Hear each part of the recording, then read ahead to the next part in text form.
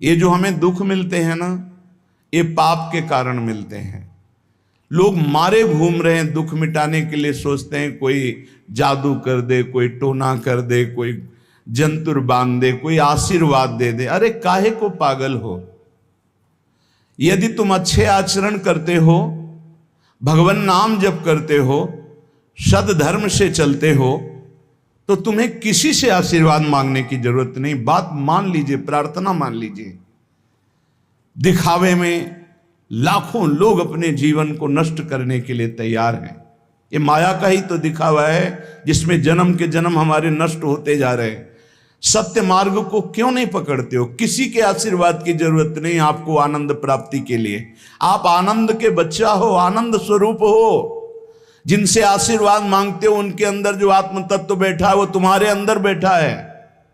वही संपूर्ण आनंद लिए तुम्हारे अंदर बैठा है। तुम्हें किसी से गिगियाने की जरूरत नहीं। बस तुम अपने स्वरूप को नहीं पहचान पा रहे हो, अपनी शक्ति को जागृत नहीं कर पा रहे हो, इसलिए तुम दौड़े घूम रहे हो। भागने की जरूरत नहीं है। सत्संग सुनो, उसे अपने आचरण में उतारो।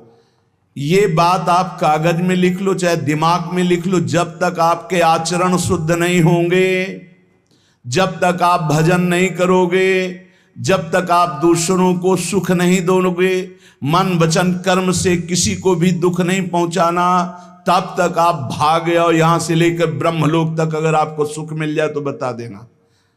आ ब्रह्म भुवनान लोकान पुनरावर्तिनो, अर्जुन यहां सुख मिलने वाला है। आ ब्रह्म स्तंभ पर्यंतम सर्वम मायामयम जगत, यहां सुख मिलने वाला है। अगर सुख सिंधु भगवान का भजन नहीं करेंगे, बैठ के अपने घर में बैठकर आधा घंटा भजन नहीं करेंगे, मारे घूम रहे हैं, सोच रहे हैं ये भगवान का अवतार है, हमारा कल्याण हो जाएगा। ए भाई, जब भगवान वास्तविक अवतार लिए और जो भजन नहीं किए उनका भी कल्याण नहीं हुआ। भगवान के अवतार के समय हम भी रहे होंगे कहीं ना कहीं, किसी जीव जंतु के कल्याण हुआ क्या?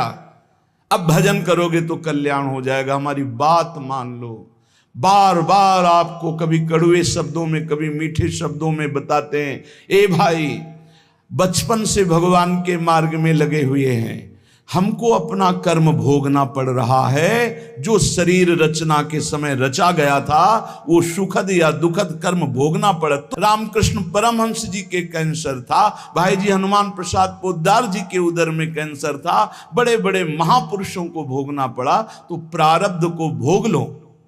ये भोगने की सामर्थ्य नाम जप से आ जाएगी, और नाम जप करके जन्म मरण के चक्र से मुक्त हो जाओ। मान लो मेरी बात। क्या वृंदावन की परम पावन रज से बढ़कर त्रिभुवन में कोई रज है? इस रज में बैठकर तुम्हें आनंद नहीं मिल रहा तो कहां मिलेगा तुम्हें? क्या भगवान नाम से बढ़कर कोई अमोघ शक्ति है जो भगवान को अधीन कर सके? सुमिर पवन सुत पावन नामो, अपने बस कर राखे रामो। लेकिन समझ में नहीं आता।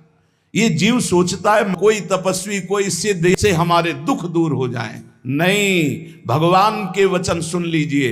दैवी हेषा गुणमयी मम माया दुरत्तया, मामेव ये प्रपद्यन्ते माया में ताम तरंतिते। ये गुणमयी माया को पार करना बहुत कठिन है। एकमात्र उपाय है, मेरी शरण में आ जाओ। हरि शरणम श्री कृष्ण शरणम मम।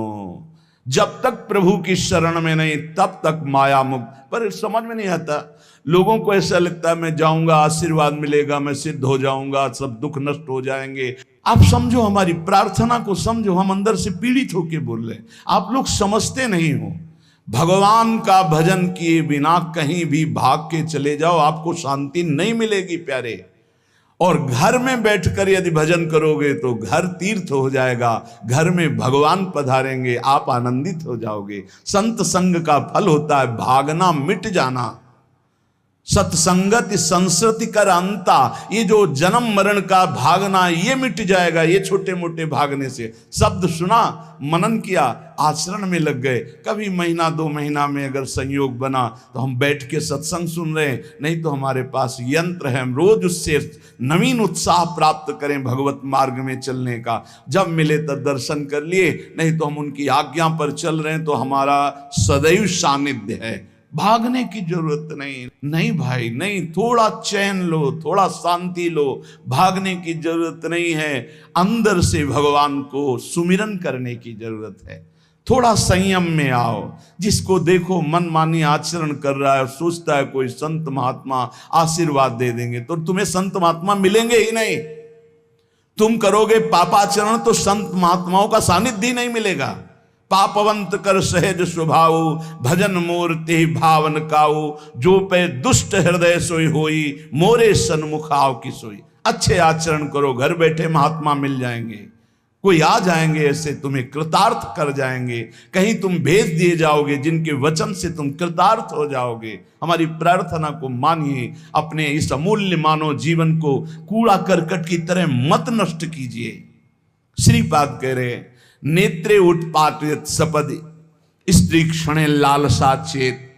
यदि ये गंदी लालसाएं उत्पन्न हो रही हैं तो थोड़ा शासन में लाओ अपनी इंद्रियों को, छूट मत दो। बहुत जीवन व्यर्थ कर दिया इन इंद्रियों ने, अब सावधान हो जाओ। तुम स्वतंत्र सिंहवत जीवन व्यतीत करने के लिए मानव जीवन प्रकट किए भगवान ने तुम्हारा।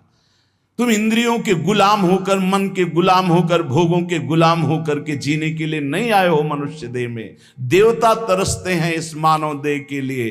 क्यों? क्योंकि साधन धाम मोक्ष कर द्वारा, इसे साधना करके हम जीवन मुक्त महापुरुष हो सकते हैं। लेकिन नहीं, बस कोई ऐसा कुछ कर दे जिससे हमारा पति बन जाए, कोई ऐसा कर दे कि हम स्वस्थों को भोग भोगें, कोई ऐसा कर दे सारी झंझटें मिट जाएं। अरे औरों की तो बात जाने दो, भगवान जिनके घर में अवतरित हुए आप वहां दृष्टि डालिए। इतने बड़े भजनानंदी महात्मा वसुदेव और देवकी कंस कारागार में बंद किए हुए, भगवान पधार रहे हैं हथकड़ी बेड़ियों से जकड़े हुए। आप विचार कीजिए, भगवान के सिवा तुम्हें कोई बंधन मुक्त नहीं कर सकता। और सब तरंगे हैं, भगवान भगवान है, हमारी बात को समझ लो। भगवान भगवान है, भगवान के भाव में डूब करके सब भगवत स्वरूप हैं। तरंग में वायु विकार है, वायु विकार हटा तो समुद्र ही है। पर इतना भेद है कि समुद्र करोड़ों अनंत तरंगे प्रकट कर सकता है, लेकिन एक तरंग समुद्र नहीं प्रकट कर सकती। ऐसे ही जितने महापुरुष हैं, जितने सिद्ध महापुरुष हुए, भक्त हो चाहे ज्ञानी हो चाहे योगी हो, वो माया विकार को नष्ट करके ब्रह्म रूप में लीन हो गए, तो ब्रह्म स्वरूप वो भी हो गए। ब्रह्मविद ब्रह्म ही भवति। लेकिन ब्रह्म तो ब्रह्म है, जिसने एक संकल्प मात्र से अनंत सृष्टि का सृजन कर दिया, उसकी समानता करने वाला त्रिभुवन में कोई नहीं। तो उन्हीं भगवान की, चाहे निराकार मानो, साकार मानो, सगुण मानो, निर्गुण मानो, उन्हीं भगवान की शरण में जाने के लिए सब संत महात्मा, और जो भगवान की शरण से अलग करके अपने को भगवान माने, तो हमें लगता है फिर बचना चाहिए ऐसे भगवानों से, जो अपने वचन से, अपने आचरण से, अपनी हृदय की भावनाओं से जीवों के माया जनित आकर्षण को नष्ट करके श्री भगवान से प्रीति करावे। उसे संत कहते हैं, उसे ब्रह्मर्षि कहते हैं, उसे महात्मा कहते हैं, उसे भक्त कहते हैं। शास्त्र उठा के देख लो, ब्रह्म स्वरूप हो गए हैं। दूसरों ने अनुभव किया कि साक्षात ब्रह्म है, लेकिन वो जब बोले तो अपने को ब्रह्म नहीं बोले। गोस्वामी तुलसीदास जी साक्षात भगवान के स्वरूप हो चुके। वो क्या कह रहे हैं? जो मैं अपने अवगुण कहूं, बाढ़े कथा पार नहीं लहूं, ताते मैं कछु अलप बखाने, थोड़े महू समुझे सयाने। कह रहे मैं अपने अवगुणों की यदि कथा कहूं तो ग्रंथ भर जाएगा। थोड़े बता दिए हैं कि मैं अवगुणी हूं, इसमें जो विवेकी जन हैं वो समझ पाएंगे मेरी बात को। क्या समझ पाएंगे? कि भगवान की शरण में जाने से जीव भगवत स्वरूप हो जाता है। गोस्वामी जी भगवत स्वरूप है, सामने भगवान बैठे हुए सबरी माता का स्तवन कर रहे हैं नवधा भक्ति के द्वारा। और सबरी जी ऐसा कह रहे, अधम ते अधम, अधम अति नारी, तिनमा मैं मति मंद अघारी। ये है महापुरुष, भगवान के चरणारविंद की नाम की लीला कथा की वृत्ति हृदय में जिनके संग से जागृत हो, वही सत्संग है। हम लोग बड़े बावरे हैं, अरे तरंग कभी समुद्र प्रकट कर सकती है? 7 तरंगे हैं, वायु विकार हटा समुद्र हो गई, मुझे कोई इस पे संशय नहीं। बूंद अलग है तो बूंद है, और समुद्र में गिर गई तो समुद्र है, लेकिन बूंद समुद्र नहीं प्रकट कर सकती। ऐसी करोड़ों अनंत बूंदें समुद्र से, लहरों से ऐसे उठती रहती है, उनका नाम भगवान है, जिनसे अनंत महात्मा, अनंत ब्रह्म ऋषि, अनंत ब्रह्मांड सृजन, उन भगवान की शरण में जाने से इस माया से मुक्ति होती है। साहब समझ नहीं पा रहे। अरे जिनका नाम जप कर, जिनका चिंतन करके, जिनके आश्रय से जीव ब्रह्ममय हो जाता है, भगवत स्वरूप हो जाता है, वही तुम्हें करना है। यही सत्संग से प्राप्त होता है। अगर ये ना प्राप्त हो तो सत्संग नहीं है, वो कहीं ना कहीं घुमा करके हमको भटकाया जा रहा है। भगवान भगवान है, वही सबके हृदय में है। जो हृदयस्थ भगवान में तन्मय हो गया, उसमें और भगवान में अंतर नहीं, बिल्कुल मुझे संशय नहीं। पर भगवान भगवान हैं, इतना समझना पड़ेगा। उनके स्थान में कोई नहीं है, उनके समान कोई नहीं है, फिर उनसे बड़ा कौन हो सकता है? ये भोले भाले जीव समझते नहीं, भागे घूम रहे। उन्हीं भगवान का नाम जप करो, चीख चीख के कहते हर प्रश्न का उत्तर नाम है। अगर नाम जप करके देखो तो प्रश्न ही नहीं रह जाएगा, सब समाधान हो जाएंगे। और भागे घूमे तो कभी प्रश्न की कभी शांति नहीं होगी, संशय पर संशय उठता चला जाएगा। श्रीपाद कह रहे हैं, यदि हमारी इंद्रियां कुमार्गगामी हो रही तो हमें शासन में लेना चाहिए। शासन में नहीं लोगे तो शासन तुम्हें शासन में ले लेगा। 2 शासन है, एक है राष्ट्रीय शासन, एक है भागवतिक शासन। भागवतिक शासन जब लेगा तो फिर कोई बचा नहीं सकता, इसलिए अभी अवसर है, निकल चलो, निकल चलो। भागने की कहीं जरूरत नहीं, किसी से आशीर्वाद नहीं मिलेगा। कब होगा? हम कह रहे राधा राधा जपो, अगर कल्याण ना हो जाए तो हमें बता देना। भगवान अर्जुन से क्या कह रहे हैं? सामने अर्जुन जी खड़े हैं, कह रहे हैं तुम मुझे तभी अनुभव कर पाओगे जब अनन्य चेता सततम यो माम स्मृति नित्य सा तस्याम सुलभा पार्थ। सामने खड़े हो, कह रहे सुलभ नहीं हूं मैं, सुलभ उनके लिए हूं जो मेरा अनन्य भजन करते हैं, अनन्य चिंतन कर। पकड़ी नहीं पा रहे, लाख सत्संग सुन रहे, पकड़ी नहीं पा रहे, बिल्कुल नहीं। ऐसे नहीं हो, थोड़ा विवेकवान हो। मनुष्य जीवन मिला है, ऐसा नहीं कि कोई तुम्हें प्रलोभन दे दे तो हम तुम्हारे रोग नष्ट कर देंगे, हम तुम्हें सिद्ध कर देंगे, हम तुम्हें धनी बना देंगे। हम कहते हैं कि हो सकता है 1000 जाते हैं, उनमें से 100 लोग ठीक हो गए हों। कैसे? पूर्व का पुण्य 100 का तुक्का लगा और ठीक हो गए। वो कहते हैं कि मैं कसम खा के कहता हूं मैं ठीक हो गया हूं। हम बिल्कुल 100% मानते ठीक हो गए, लेकिन उसके प्रताप से नहीं, आप अपने पुण्य प्रताप से ठीक हो गए। आपके ठीक होने का समय आ गया है, इसलिए आपका तुक्का लगा, आप गए, यश उसको मिल गया और आपका काम बन गया। हमारी बात को समझो। अपने लोग बहुत शास्त्र सम्मत, बहुत उसको सुलझ कर भगवत मार्ग को चल करके आपको बोल रहे हैं। अगर इन कर्मों को मिटाने के लिए जो हमारे शास्त्र बने हुए हैं उनके सिद्धांत के अनुसार चला जाए तो मिटा दिया जाएगा। लेकिन जब मिटाने की सामर्थ्य आती है तब लगता है अब इसको रख के क्या करेंगे, हमारे को तो प्रभु के पास जाना है, हमें तो दिव्य भाव देह प्राप्त है, हमें अपने स्वामी, अब इस शरीर का क्या करेंगे। तो जैसे सांप अपनी केचुल से संबंध नहीं रखता, ऐसे महापुरुष अपने शरीर से संबंध नहीं रखते। आप हमारी बात को समझ नहीं पा रहे, भटकते घूम रहे हैं, मारे घूम रहे हैं, क्लेश, अशांति, नाना प्रकार के दुख। अरे भाई, भगवान की शरणागति प्रतिपल परमानंद प्रदान करती है। क्यों नहीं शरण में हो जाते? क्या तुम्हारा पांच भौतिक देह नहीं? क्या हमारा पांच भौतिक देह नहीं? क्या तुम भगवान के अंश नहीं? क्या हम भगवान के अंश नहीं? अंतर क्या है? तुम संसार का चिंतन करते हो, भगवान का चिंतन करते हैं, तो क्या तुम भगवान का चिंतन करके नहीं बन सकते महापुरुष? क्या तुम स्वयं ऐसी शक्तियों को जागृत नहीं कर सकते? तुम सो रहे हो, जागो, भागने की जरूरत नहीं। ये जो गलत इंद्रियां जा रही, इन इंद्रियों को रोकिए, भगवान की तरफ लगाइए। नहीं लगाओगे तो कहीं भाग के चले जाओ, धोखा ही मिलेगा, तुम्हें शांति नहीं मिल सकती, तुम्हें विश्राम नहीं मिल सकता, तुम सुखी नहीं हो सकते। इन बातों को लिख लो और पूरे विश्व में घूम के चले आओ, चाहे जहां चले जाओ, कुछ नहीं होने वाला। मारे मारे केवल घूमते रहो, समय बर्बाद करते रहो। वही समय एकांत में बैठकर राम कृष्ण हरि बोलो, राधा बोलो, अभी आनंद आ जाएगा।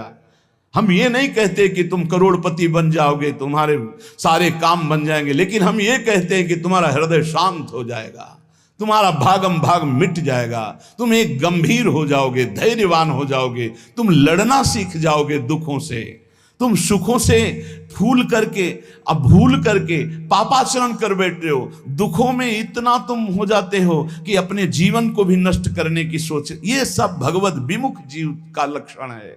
भगवत सन्मुख होने पर सुखों में दूसरों को बांटा जाता है और दुख में सहकर भगवान के नाम का स्मरण करते हुए उस दुख के समय को काटा जाता है।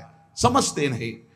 श्रीपाद प्रबोधानंद जी कह रहे हैं कि यदि कहीं मुझे भगवद आश्रय मिल गया, धाम का वास, और मुझे मन ऐसा कहता है कि चलो बाहर घूमते हैं, अमुक तीर्थ, तो कह रहे हैं मैं पत्थर का टुकड़ा लेकर अपने पैरों को कुचल डालूंगा, क्योंकि ऐसा अवसर मुझे बार बार नहीं मिलेगा। धाम का अगर वास मिल गया तो मैं धाम छोड़ने वाला नहीं। पादौ संचूर्णयत शिलया चेद्वहि स्याद ये आशा। यदि ये आशा मन में जागृत हो गई, चलो अमुक जगह घूम आते हैं और धामवासी हैं, अखंड व्रत लिया है, तो बोले पैरों को हम चलने लायक नहीं रखेंगे, पर वृंदावन से बाहर नहीं जा सकते। सद्यः प्राणास्त्यजतु बलिभिर नेतुमारभ्यते चेत। यदि कोई बलवान पुरुष मुझे बांध कर बाहर ले जाना चाहे तो कह रहे हैं बद्ध्वा देहो बहिर्कपटा आशास्ति वृंदावन, उसी समय प्राण त्याग दूंगा। अगर कोई बलवान जबरदस्ती मुझे बांधकर वृंदावन से ले जाना चाहे तो उसी क्षण वृंदावन में प्राण त्याग दूंगा, बाहर नहीं जाऊंगा, क्योंकि धाम की कृपा से अनंत जन्मों की बिगड़ी बन जाएगी, भगवत प्राप्ति हो जाएगी। यह कुर्याद गुरु तल्प कोटि गमनम हन्याच विप्राबुदम स्वर्णंचापि हरेत पिबेच मदिराम संसर्गवान तादृशैः। श्रीपाद बहुत अनुभवी महापुरुष हैं। अन्यंचोद्भट गोवदाध्य घचयम कुर्वीत सोप्यामृति श्री वृंदावन वास निश्चय सुनिर्वाही महाधार्मिकः। यदि आपको ज्ञान नहीं रहा हो, आपसे ऐसे पाप बन गए हैं, गुरु पत्नी गामी सबसे महापापों में पहले आता है, फिर आता है जो ब्रह्म ऋषिजन हैं उनकी भार्या, फिर आता है मद्यपान मदिरापान करना, फिर स्वर्ण की चोरी करना, और जो ऐसे पुरुषों का संगी है वो महापापी, गौ हत्या करना महापाप। ऐसे जो महापापी जन हैं, पाप हो चुके हैं उनसे, अब वो विचार करें कि मेरा कल्याण कैसे हो सकता है, मैं तो महापापी हूं। तो श्रीपाद कह रहे हैं हर जीव को अंतिम सांस तक भगवत प्राप्ति का मार्ग खुला है। बहुत बड़ी बात है, बहुत बड़ी बात है। आज तक भोगना पड़ रहा है गुरु पत्नी गामी का कलंक चंद्रमा जी को, आज तक। ये बड़े बड़े महत पाप हैं जो लोग नहीं समझते हैं। ये बात समझ लें, पर स्त्री गमन, मदिरापान, द्वैत कीड़ा, स्वर्ण चोरी, गुरुपत्नी गामी, ब्रह्म ऋषियों की तरफ जो उनकी भार्या है उनकी तरफ ये काम भाव से देखना, गौ हत्या, ये महत पाप हैं। ये पाप नष्ट कर देते। भ्रूण हत्या, ये सब महत पाप है। अगर ये पाप बन गए हैं जाने अनजाने में जीवन में, और अब हमने सत्संग सुना तो अब हमें प्रायश्चित हो रहा है कि मेरा कल्याण कैसे हो सकता है, तो श्रीपाद कह रहे हैं एक बार हृदय से जलन पैदा करो कि मेरे से बहुत गलती हो गई, और श्रीधाम वृंदावन आ जाओ। वृंदावन की परिक्रमा करो, रज में लोटो, रसिकों का संग करो। ये नियम ले लो कि अब जीवन में कभी पाप नहीं करेंगे, और नाम जपना शुरू कर दो। तो कह रहे हैं निश्चय सुनिर्वाही महाधार्मिकाः, निश्चित वो धार्मिक हो जाएगा, उसके सारे पाप नष्ट हो जाएंगे और भगवत प्राप्ति कर लेगा इसी जन्म में। भगवत प्राप्ति आखिरी सांस तक हो सकती है। आखिरी सांस में बोला राधा राम कृष्ण हरि, बिल्कुल भगवत प्राप्ति हो जाएगी। विश्वास कर लो इस बात पे। इसलिए कोई भी कभी निराश न हो कि मुझे भगवत प्राप्ति नहीं हो सकती, मेरा कल्याण नहीं हो सकता। इस श्लोक में श्रीपाद ने बताया, यदि ऐसे महापाप किए हुए हो तो श्रीधाम वृंदावन आ जाओ। धाम है भगवान का, निज धाम है। जो बड़े बड़े तीर्थों के अवगाहन से पाप नष्ट नहीं होते, जो कि महापाप कहलाते हैं, वो धाम में रज में लौटने से, परिक्रमा करने से, नाम कीर्तन करने से, सत्संग सुनकर सतमार्ग में चलने से, कह रहे हैं निश्चय सुनिर्वाही महाधार्मिका, निश्चय उसके सारे पाप नष्ट हो जाएंगे और वो धार्मिक ही नहीं महाधार्मिक हो जाएगा। धर्माख्यामपि नैव वेत्ति सकला धर्मिर्निगीर्णो सकृत चांडालैरपि धिकृतः कुचरिता नम्लेच्छैरपि न्यकृतः अत्युच्छृंखलया निजोरु कृपया शान्त्या च वृंदावनम स्वस्मिन्नामृति चेद्ददाति वसतिं धन्योस्ति वृंदावने। यदि ऐसा पुरुष है, ऊपर के श्लोक में जो बताया महापापी, अब कह रहे हैं अगर ऐसा पुरुष है कि कभी धर्म की चर्चा ही नहीं सुनी, जो सदैव अधर्म में ही ग्रस्त रहा है, और इतना नीच है कि पापी लोग भी उसकी निंदा करते हैं। कुछ पाप ऐसे होते हैं जिनकी पापी लोग भी निंदा करते हैं। जैसे जेल कोई जाता है, हमें बताया गया है, तो उनमें कैदी लोग पूछते हैं क्या करके आया, वो बताया गया कि भाई ये राष्ट्र रक्षा के लिए ऐसा ऐसा किया, पर अधिकार नहीं था, तो अनाधिकार चेष्टा में इसने अपने समाज की रक्षा के लिए ऐसे ऐसे किसी ऐसे उपद्रवी को मारा। तो हाथ मिलाते हैं उसको सम, ये काहे क्या है, बोले अपनी बेटी के साथ ऐसा गंदा आचरण कर। तो बोले वहां के कैदी भी गुस्सा होकर उस पर दृष्टि रखते हैं, उसे घृणित दृष्टि से देखते हैं। तो यहां कह रहे हैं जो धर्म की वार्ता नहीं जानता, अधर्म से ग्रसित रहा है, और नीच पुरुष पापी लोग भी उस पर क्रोध दृष्टि से देखते हैं कि बहुत ही नीच है ये, ऐसे खोट कर्म करने वाला समाज से जो बहिष्कृत हो चुका है और निश्चित हो चुका है कि अब इसकी दुर्गति पक्की है, उसके लिए भी एक चांस है। बोले निजोरु कृपया शांत्या च वृंदावनम स्वस्मिन् नामृत चेत ददाति वसतिम धन्योस्ति वृंदावने। बोले निज कृपा से वृंदावन उसको पावन कर सकता है। यदि वह करके ये जीवन भर का नियम ले ले कि अब मरूंगा तो इसी रज में वृंदावन से कभी बाहर नहीं जाऊंगा, तो असीम कृपावान प्रिया प्रीतम का निज धाम ये उसके सारे पापों को नष्ट करके उसे धन्य कर, धन्योस्ति वृंदावने, उसे धन्य बना देगा। पहले में महापापों का वर्णन किया, दूसरे में नीच आचरण करने वाला अधर्मी जो सबसे ज्यादा तिरस्कृत है, वो भी अगर श्रीधाम वृंदावन में आमरण वास स्वीकार कर ले कि अब वृंदावन, वैसे तो मैं बहुत पापी नीच हूं पर अब वृंदावन को नहीं छोड़ सकता, आजीवन वृंदावन वास करूंगा चाहे जितना कष्ट मिले, तो श्रीपाद कह रहे हैं चेत ददाति वसतिम धन्योस्ति वृंदावने। वो वृंदावन वास स्वीकार करने के कारण वृंदावन की कृपा से निष्पाप होकर धन्योस्ति, धन्य हो जाएगा, अर्थात उसको भी भगवत प्राप्ति हो जाएगी। कभी भी उपासक भेद मत में पढ़कर तर्क वितर्क न करे। हरि हर सब एक हैं, हरि हर सब एक हैं। जैसे पीछे कहा था ठाकुर ठाकुर सब एक है, संत संत सब एक, और जो संतन का सेवन करे सो जागे शुद्ध विवेक। ऐसे यहां कह रहे तुकाराम जी के हरिहर में भेद नहीं है। जो भेद फैलावे, लड़ाई झगड़ा करे, ऐसे से दूर रहना।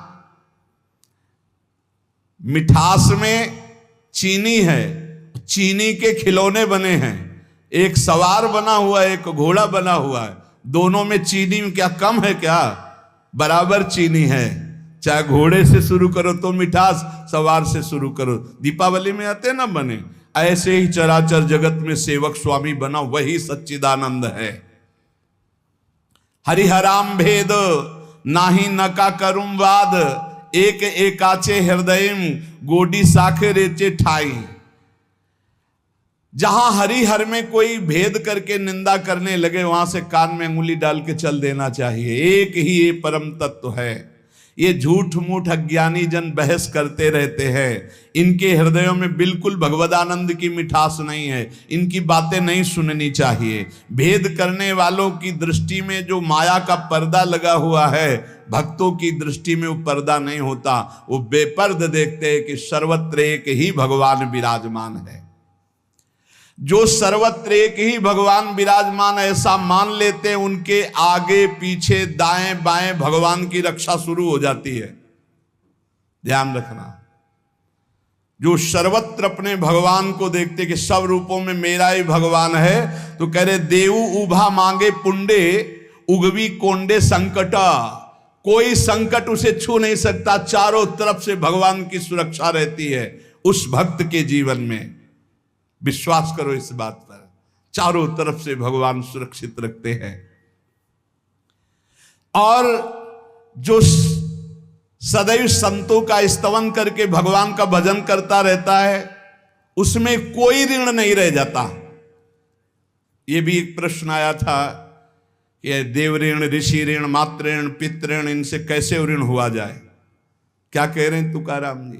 जो संतों का स्तवन करता है, उसके हृदय में भक्ति होती, जो भगवान का भक्त होता है, उसका कोई ऋण नहीं रह जाता, सब ऋण मुक्त हो जाते हैं। एकादशी स्कंद में भगवान श्री कृष्णचंद्र जी ने उद्धव जी से कहा है, जो मेरा अनन्य भाव से निरंतर चिंतन करता है, उसे मैं सब ऋणों से मुक्त करता हूं। देव ऋण, ऋषि ऋण, पितृ ऋण, मातृ ऋण, इनसे उऋण होने के लिए प्राणपन से श्री हरि के चरणों का चिंतन करो। पंडरीनाथ तुम्हारा जन्म धन्य कर देंगे, तुकाराम जी कह रहे हैं। देखो, जब आनंद मिलेगा तब मन पंगु हो जाएगा। जैसे भौरे में बहुत बड़ी ताकत है कि चाहे जितना मजबूत काठ हो, वो बड़े मौज से खेलते खेलते उसमें छेद कर देगा। जब कमल की पराग वृत्ति में वो पहुंचता है, तो थोड़ा सा भी पराग को धक्का न लगे, शांत होकर बैठ जाता है। चाहे जीवन खोना पड़े, वो कमल की पंखुड़ी को नहीं काटता। ऐसे उदाहरण दे रहे, ऐसे ही तुम्हारा मन तब तक उद्दंडता करता रहेगा जब तक भगवत सुख नहीं मिलेगा। और जिस दिन इसे आनंद मिला, भगवदानंद, ये बैठ जाएगा, इसका अस्तित्व खत्म हो जाएगा, ये बैठ जाए। निज सुख बिन मन होई कि थीरा, बिना आत्मानंद का अनुभव मिले मन स्थिर नहीं होगा, शांत नहीं होगा, विश्राम नहीं पाएगा। भौरे का दृष्टांत देकर के मन को समझा रहे कि मन भौरा है, भटक रहा है विविध भोगों में, बड़ा मजबूत है, बलशाली है, लेकिन ये तभी निर्बल बनेगा जैसे भौरा कमल में आ जाता है तो वहां अपना बल खो देता है। ऐसे ही श्री हरि चरणारविंद, हरि नाम, भगवद आश्रय, भगवत भक्ति, इसी में मन आनंद को प्राप्त होगा। तो आपको कहीं भागने की जरूरत नहीं। आपने सुना कि जंगल में भागने से क्या होगा, जल पीने से क्या होगा, फलाहार रहने से क्या। शांति से अपने घर को ठाकुर जी का मंदिर मान लो, खूब नाम कीर्तन करो, भगवत चर्चा करो, भगवान का सुमिरन करते हुए जीवन व्यतीत करो। इधर भी सुखी, परलोक में भी सुखी। किसी से आशीर्वाद मांगने की जरूरत नहीं, दौड़ने भागने की जरूरत नहीं, हाहाकार मचाने की जरूरत। ये बहुत आनंद का जीवन है मानो दे।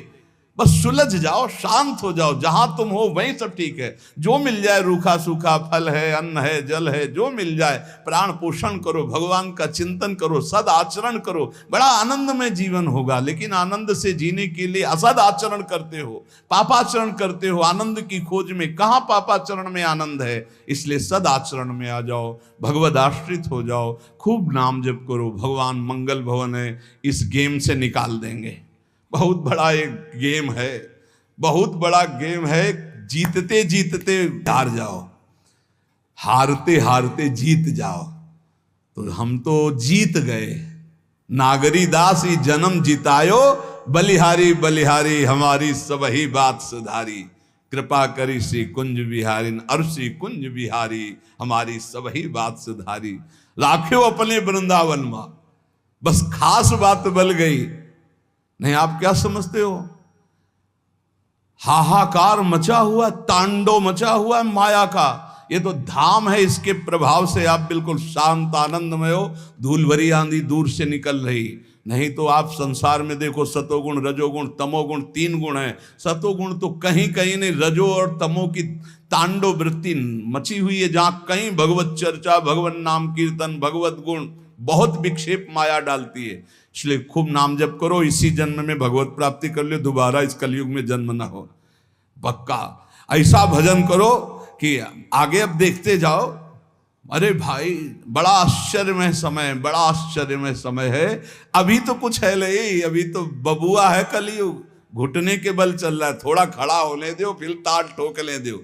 4,32,000, अभी तो 32,000 नहीं पूरे हुए, थोड़ा 1,00,000 1.5 लाख पूरे होने दो, फिर इसका है, उसका अपना राज्य है। इसलिए कलयुग के दोषों से बचने के लिए, माया के प्रभाव से मुक्त होने के लिए, समस्त दुखों का नाश करने के लिए समर्थ है भगवान नाम।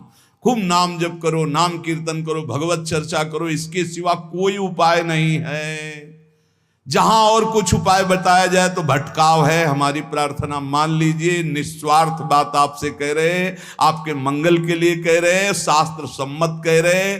पहले से भगवान व्यासदेव जी ने लिख दिया है, कृतयुगे ध्यायते विष्णु त्रेतायाम यजते मखई द्वापरै परिचर्यायाम कलौ तद्धरि कीर्तनात्।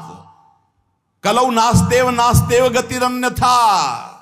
कलयुग में कोई और गति और गति और गति नहीं है। हरे नाम हरे नाम केवलम, केवल हरि का नाम, केवल भगवत नाम है। इसलिए खूब नाम कीर्तन, नाम जप, भगवत चर्चा, जीवन सार्थक। शेष चर्चा आगे। श्री राधा वल्लभ लाल।